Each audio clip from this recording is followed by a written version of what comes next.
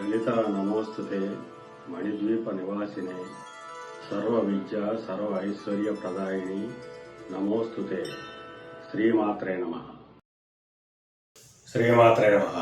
మిత్రులందరికీ శుభోదయం. కుంభలగ్న జాతకులకి ఆదివారం ఏ హోరాకాలంలో ఎటువంటి ఫలితాలు ఇస్తాయనే విషయం గురించి తెలుసుకుందాం.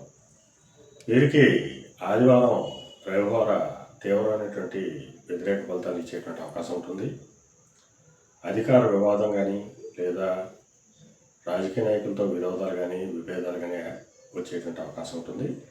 అందువల్ల వారితో జాగ్రత్తగా ఉండవలసిందిగా తెలియడం జరుగుతుంది. అలాగే చంద్రహోర సామాన్యంగా ఉంటుంది. కుజహోర కూడా సామాన్యంగా ఉంటుంది. బుధహోర సమస్త శుభకార్యాలకి వినియోగించుకోవచ్చు. గురుహోర కూడా సమస్త శుభకార్యాలకి వినియోగించుకోవచ్చు. శుక్రహోర సామాన్యమైనటువంటి ఫలితాలు ఇస్తుంది. శనిహోర దాన జపాదులకి వినియోగించుకోవచ్చు. ఒక రవిహోర మాత్రం ఆదివారం వీరికి చాలా ప్రమాదంగా కనిపిస్తుంది.